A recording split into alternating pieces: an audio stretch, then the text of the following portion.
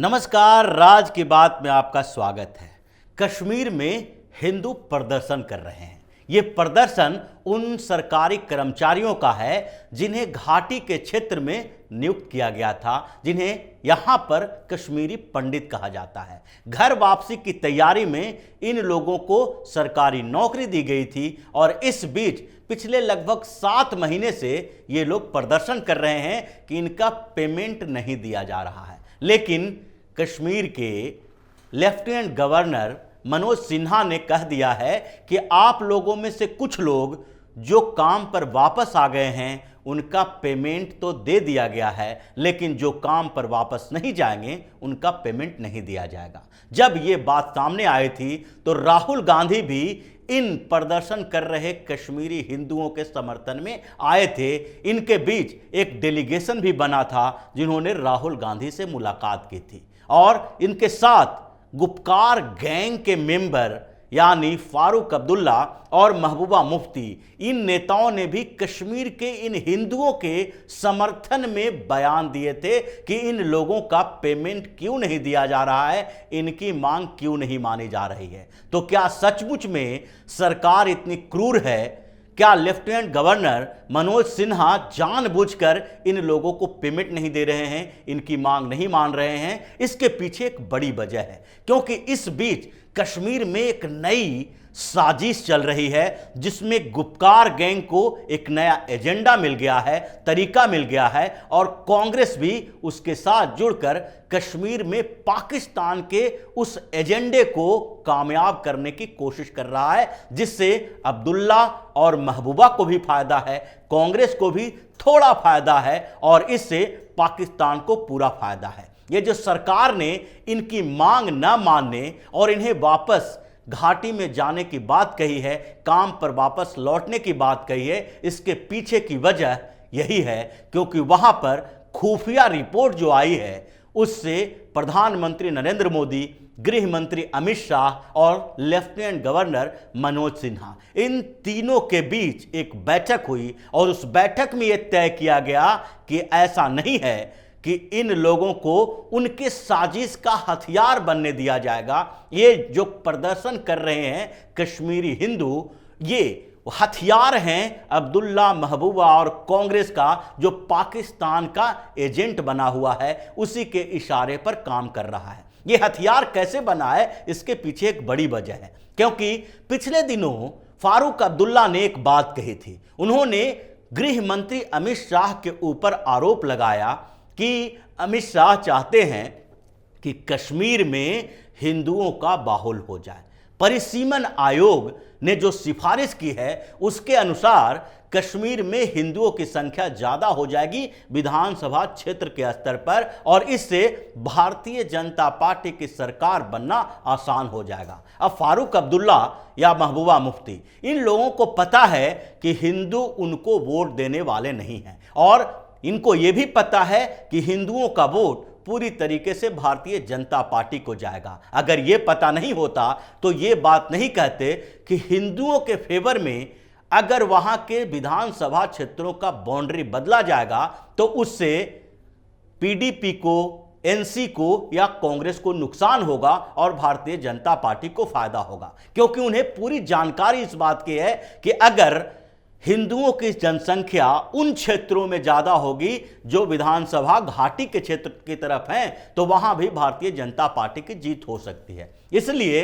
इन्होंने मुसलमानों को खुश करने के लिए और हिंदुओं को टारगेट करने के लिए यह बात कही कि अमित शाह चाहते हैं कि घाटी के क्षेत्र में यानी कश्मीर में, जम्मू की बात वो नहीं कर रहे हैं, कश्मीर में हिंदुओं का वर्चस्व हो और इसलिए परिसीमन की बात की जा रही है। इसीलिए कश्मीरी हिंदुओं की घर वापसी का जो तैयारी की जा रही है उसकी योजना भी इसी बात को लेकर है। लेकिन इसके पीछे एक और बड़ी वजह है। अब्दुल्ला, महबूबा ने जो ये बात कही वो ऐसे ही आनन फानन में नहीं कही, क्योंकि इसके लिए इन लोगों ने पिछले 7 महीने से ज्यादा समय से तैयारी कर रखी थी। जब से पिछले समय में जब परिसीमन का गठन किया गया था और उससे पहले जब जम्मू कश्मीर से 370 को कमजोर कर विशेष राज्य का दर्जा खत्म किया गया था, उसके बाद से ही इन लोगों को लगने लगा कि अब कश्मीर से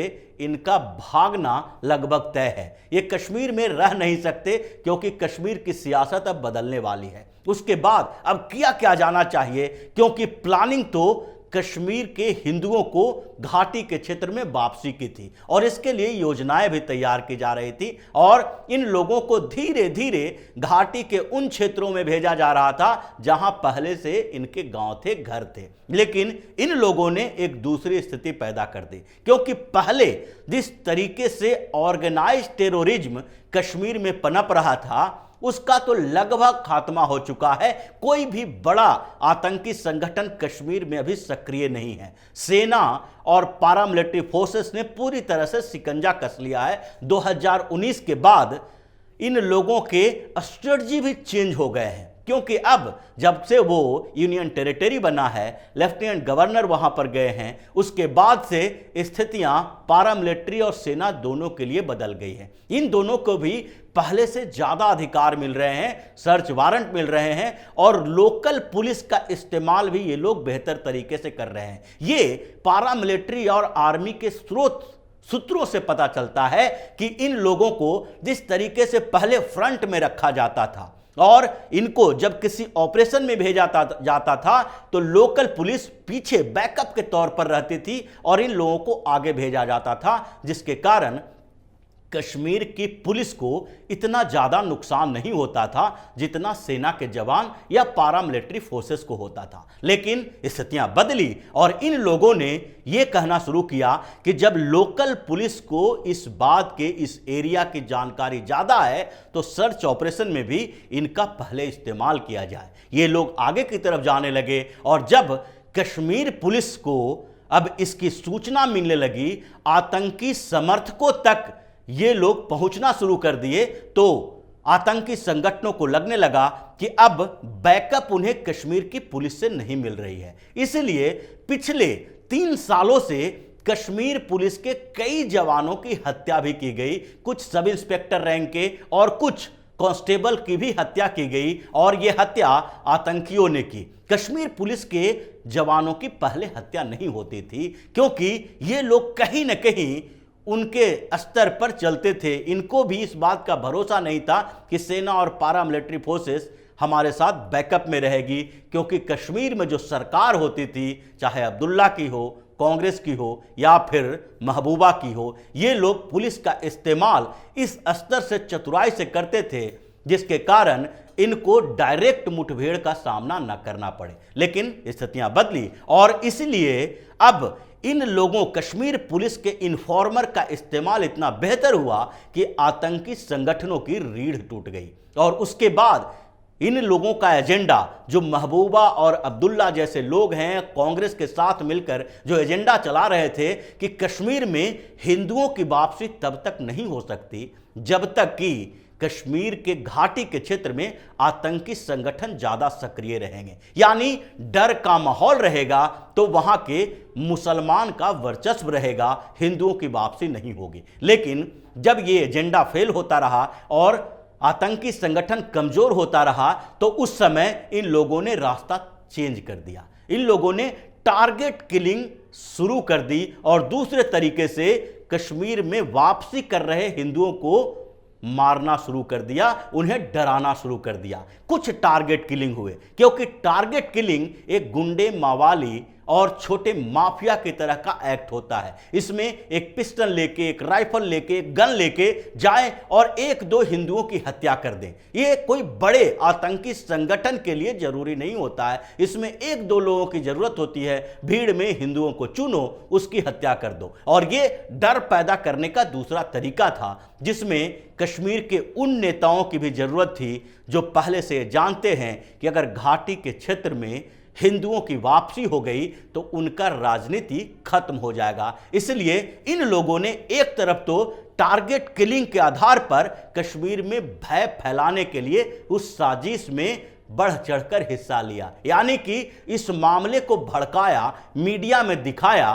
और हर रोज बयान दे देकर हंगामा खड़ा करते रहे कि कश्मीर के क्षेत्र में हिंदू सुरक्षित नहीं हैं, उनकी हत्याएं की जा रही है। आखिरकार ये लोग उस समय कहां थे जब हजारों की संख्या में कश्मीरी ब्राह्मणों को, पंडितों को, कश्मीरी हिंदुओं को डराया जा रहा था, घाटी से भगाया जा रहा था, लाखों लोग घाटी छोड़कर भागे। उस समय यही फारूक अब्दुल्ला सीएम थे। उस समय इस मामले को इतना बढ़ा चढ़ाकर क्यों नहीं दिखाया गया, क्यों नहीं कहा गया, ताकि वहां आर्मी डिप्यूट हो, हर घर में सुरक्षा हो और वहां पर कश्मीरी हिंदू वहीं के वहीं रह जाए। लेकिन उस समय इनकी जो स्ट्रेटजी थी अलग थी। उस समय ये सोच रहे थे इनको रोकेंगे तो हमारी सियासत के लिए ही मुश्किलें खड़ी करेंगे, ये लोग हमें वोट नहीं देते और मुसलमानों के वोट से इन्हें जीतना था। इसलिए पूरे घाटी के क्षेत्र को मुस्लिम बहुल बनाने के लिए हिंदुओं को वहां से भगाना जरूरी था, इसलिए उस मुद्दे को दबाकर रखा जाता था।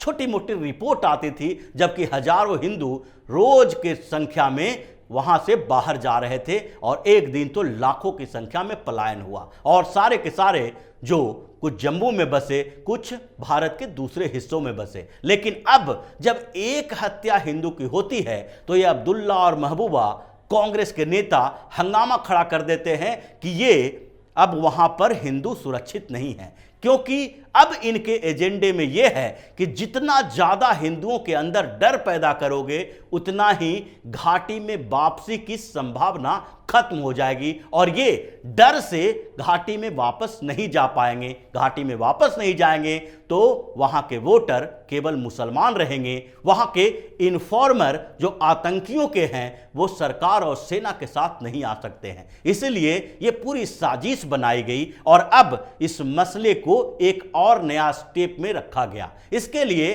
कश्मीरी पंडितों के उस ऑर्गेनाइजेशन का इस्तेमाल किया गया जो वहां पर काम कर रहा है, जिसकी घर वापसी हुई है और इन लोगों के संगठन को पॉलिटिकल बैकअप दिया गया कि आप लोग प्रदर्शन करो, हंगामा करो, नौकरी करने की क्या जरूरत है, आप हड़ताल पे रहो, 200 दिन हो, 300 दिन हो और आप ये मांग करो कि जम्मू में उनकी नियुक्ति की जाए, क्योंकि जम्मू में तो पहले से भी हिंदू ज्यादा हैं। अगर कश्मीर के घाटी से हिंदू फिर से जम्मू में आकर काम करना शुरू करेंगे तो उनकी वापसी की संभावना फिर से शून्य हो जाएगी। इसलिए इनको बढ़ा चढ़ाकर आगे बढ़ाया गया और उसके बाद ये लंबे समय से प्रदर्शन कर रहे हैं, अपने वेतन की मांग कर रहे हैं, काम किए बिना ये प्रदर्शन करते रहे, हंगामा करते रहे, हड़ताल करते रहे, लेकिन इनको पेमेंट चाहिए। और इसी बात की सूचना ये जो खुफिया रिपोर्ट है जो सरकार को मिली है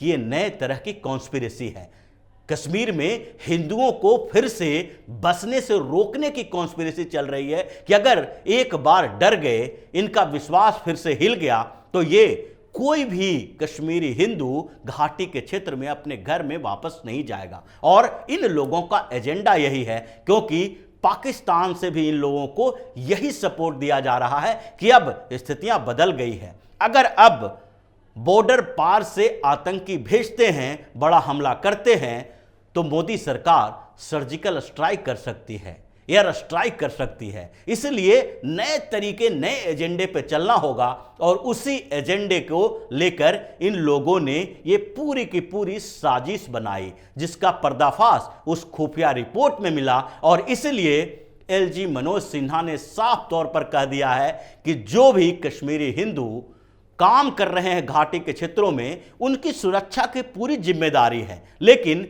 उनको वापस अपने काम पर जाना पड़ेगा। जो वापस गए हैं उनका पैसा मिल गया है, जो वापस नहीं जाएंगे उनको पैसा नहीं दिया जाएगा। और अगर सुरक्षा की बात किया जाए तो हिंदुस्तान के किस कोने में इस बात की गारंटी होती है कि किसी व्यक्ति की हत्या नहीं होगी, अपहरण नहीं होगा, मर्डर नहीं हो सकता है, क्योंकि यहां तो आर्मी के जवान के भी तमिलनाडु में हत्या पीट पीट कर की जाती है। यहां तो बिहार में हर दिन कुछ लोगों की हत्या बिजनेसमैन की जाती है। उत्तर प्रदेश से लेकर पूरे हिंदुस्तान में अलग अलग जगहों पर गुंडा और माफिया इस तरह के काम में संलिप्त हैं, लेकिन फिर भी वहां पर इस मुद्दे को नहीं उठाया जाता।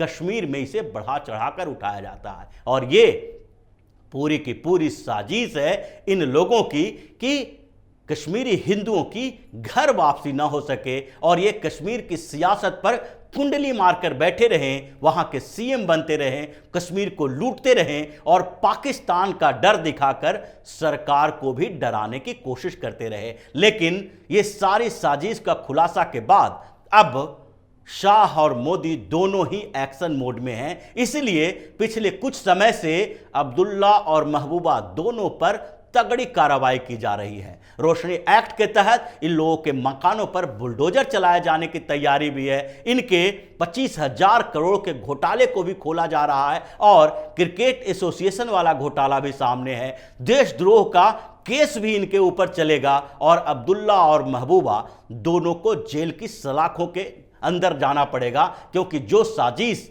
की रिपोर्ट सामने आई है वो सबसे बड़ा देशद्रोह माना जा सकता है। ये कश्मीर को भारत से अलग करने की पूरी योजना है, साजिश है, जिसका खुलासा इस रिपोर्ट ने किया है। तो इसी तरह की खबरों के साथ फिर से हाजिर होंगे। तब तक के लिए बने रहिए हमारे साथ और देते रहिए हमें सहयोग, ताकि इसी तरह की खबर हम आपके लिए लाते रहें। धन्यवाद।